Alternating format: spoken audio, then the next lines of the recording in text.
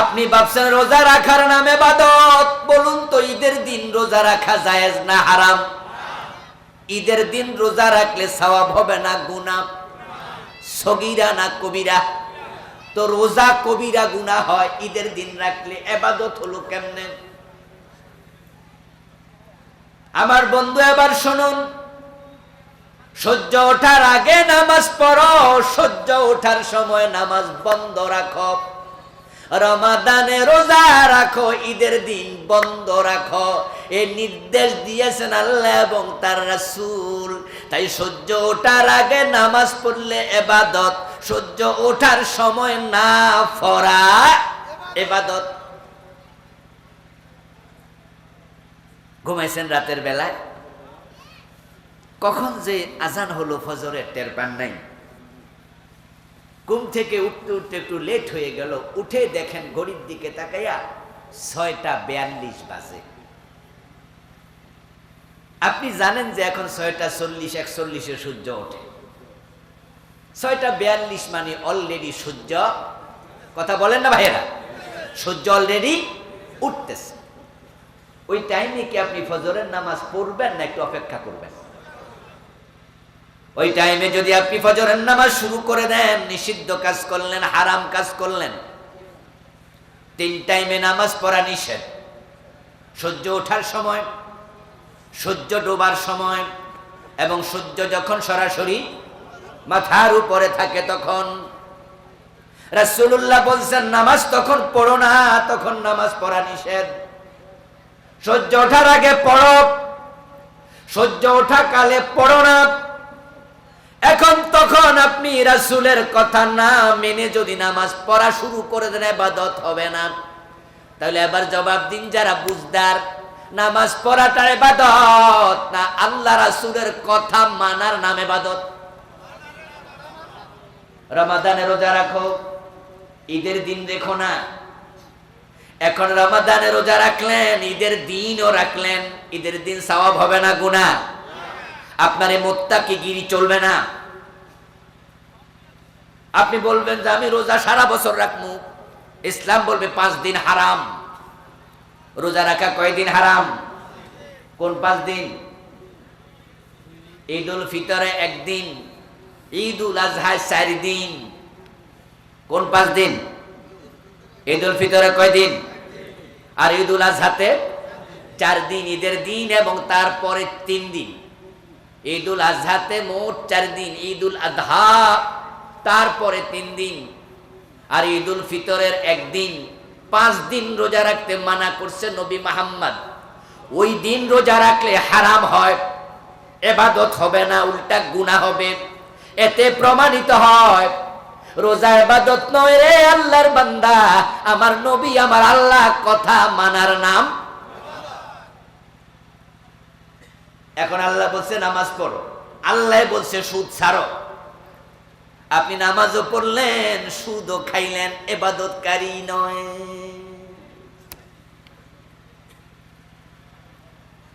দেহের সবগুলা অঙ্গ এক জায়গায় হলে এটার নাম হয় মানুষ। ইসলামের যত অঙ্গ আছে সব এক জায়গায় একত্রিত হলে তার নাম হয় ইবাদত।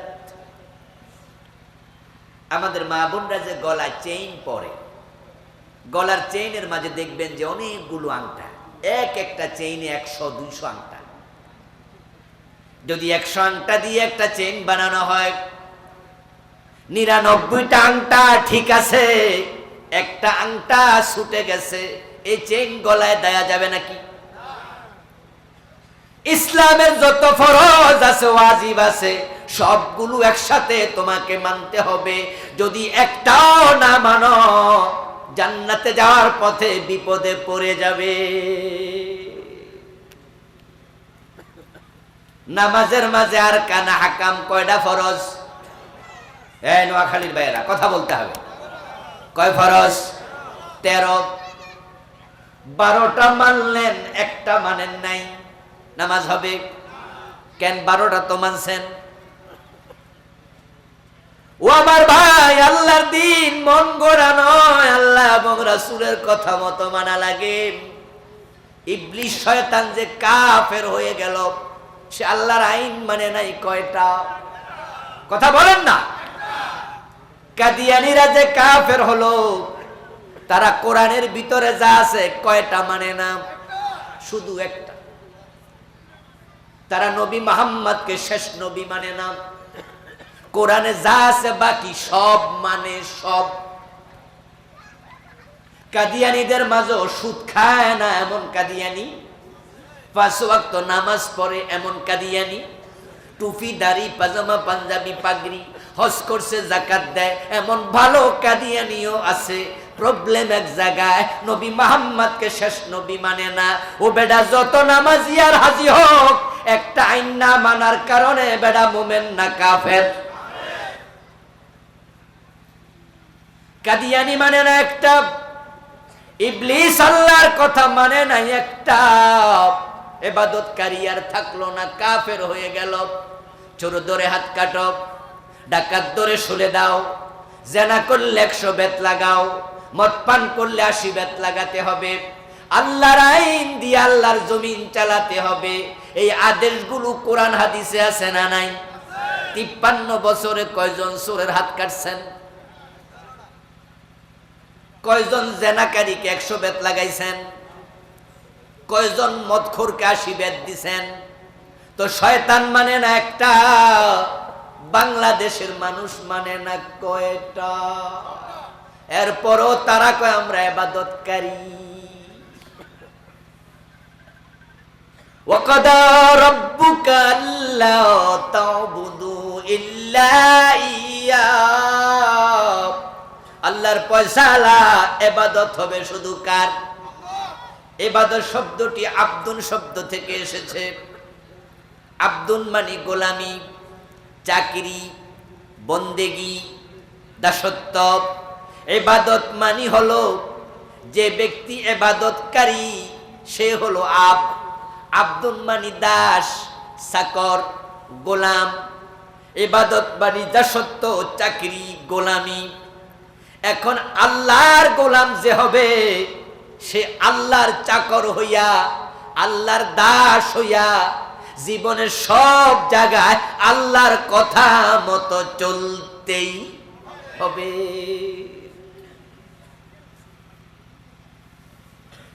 আমাদের বাংলাদেশে আমরা চাকরি করি, যখন কেউ পুলিশে চাকরিতে যোগ দেয়, আপনি লক্ষ্য করবেন তার জীবনের পরিবর্তন। সেনাবাহিনীতে যোগ দেয়, লক্ষ্য করবেন যোগ দেওয়ার দিন থেকে পরিবর্তন। যেই মাত্র যোগ দিল, মাথার চুলগুলো নিজের মন মতো কাটার অধিকার তার আর। আপনাদের এলাকায় সেনাবাহিনীতে চাকরি করে এমন লোক আসেনি? আছে? মাথার চুল কি আপনার মতো কাটতে পারে? যেই মাত্র সেনাবাহিনীতে গেল, এখন চুল কাটার নিয়ম আলাদা। বেটা যখন মাথায় টুপি পরবে, টুপিটার আগের মতো মন মতো না। এখন সেনাবাহিনীর ভিন্ন টুপি আছে, গায়ের জামাটা ভিন্ন, পায়ের জুতাটা ভিন্ন, কোমরের বেল্টটা ভিন্ন, প্যান্টের ডিজাইন ভিন্ন, জামার ডিজাইন ভিন্ন, খাবারের মেনু ভিন্ন, থাকার জায়গা ভিন্ন, চাকরি যাওয়ার জায়গা, চাকরি করার সিস্টেম ভিন্ন। যতদিন সেনাবাহিনীতে চাকরি করবা, তুমি তোমার সিস্টেমে আর চলতে পারবা না, সেনা আইনে চলতে হবে। এর বিপরীতে চলতে গেলে পিছন দিয়া পাছায় লাথি খাওয়ার সম্ভাবনা। সেনাবাহিনীতে চাকরি করতে যায়া মাইর খায়া পলায়া গেছে এমন সেনা সদস্য আছে। আমার এক মুসল্লির ছেলে সেনাবাহিনীতে, সে অফিসার পোস্টে ইন্টারভিউ দিয়ে টিকছে। ছেলেটা ইঞ্জিনিয়ারিং পাশ করা, বিসি ইঞ্জিনিয়ার। তারপরে শখ হয়েছে সেনাবাহিনীতে চাকরি করবে। আজীব তো, একজন বিসি ইঞ্জিনিয়ার তেমনি ভালো চাকরি পায়। ইন্টারভিউ দেওয়া হয়ে গেল, এবার ট্রেনিং চলছে। ট্রেনিং এ গেল, কয়েক মাস ট্রেনিং করার পরে বাবার একমাত্র ছেলে, বাপ একটা কলেজের প্রিন্সিপাল, আমার খুব ঘনিষ্ঠ। কয়েক মাস যাওয়ার পরে দেখি ছেলে বাড়িতে। আমি জিজ্ঞাসা করলাম কি খবর, ছুটিতে আসছে নাকি? বলে জি না, একবারে চলে আইস। বললাম কি বলেন? সেকেন্ড আপনার সে জয়েন করবে অফিসার পোস্টে, এত বড় সুযোগ পাইয়া চলে আসছে মানে কি? কয়দিন আগে কি জানি ভুল করছে, তা ড্রামের মাঝে পানিতে চুবাইয়া রাখছে। কি বলেন?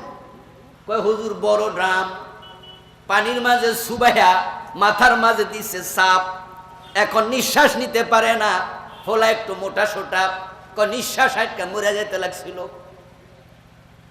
যখন চান্স পাই আমার ফোনে জানাইছে বিকাল বেলায়, আব্বা আজকে এরকম। আমি কইছি একটাই ফু, বিসি ইঞ্জিনিয়ারিং পাস করাইছি, চাকরি আর লাগবো না, চল্লা না কইয়া ফলাই চল্লাইছি। ওই সিলেটে এখন একটা ইউনিভার্সিটির প্রফেসর, পাবলিক ইউনিভার্সিটির প্রফেসর সিলেটে, সিলেট বিজ্ঞান ও প্রযুক্তি বিশ্ববিদ্যালয়ের এখন সে প্রফেসর। ওইটা ছেড়ে দিছে, মেধাবী ছেলে তো, পরে ইউনিভার্সিটির টিচার হয়ে গেছে। আমি আপনাদের কি বুঝাতে চাইলাম? চাকরি করবা সেনাবাহিনীতে, উল্টা পাল্টা চললে তোমাকে পানিতে চুবাইবে, তোমাকে পিছনে লাথি মারবে, তোমাকে আইন কেমনে মানে সেটা বুঝাইয়া ছাড়বে। পুলিশে চাকরি করবেন, পুলিশের পোশাক পরবেন, পুলিশের মতো ডিউটি করবেন। আমি মাদ্রাসায় পড়াই, চাকরিতে যখন যাই প্রিন্সিপাল যা বলে তা মানতে আমি বাধ্য। যান হুজুর কামেলে ক্লাস করেন, জি হুজুর। এবার একটু ফাজলে যান, জি হুজুর। রুটিনে 3টা ক্লাস দিলাম, 3টে একটু করবেন। যদি বলি না আমি এত বড় বক্তা, কয় টাকার বেতন দেন, আমি আমার মন মতো ক্লাস নেব, কানে কানে বলে দেবে শৃঙ্খলা না মানলে আপনার মতো আমাদের লোক দরকার নাই।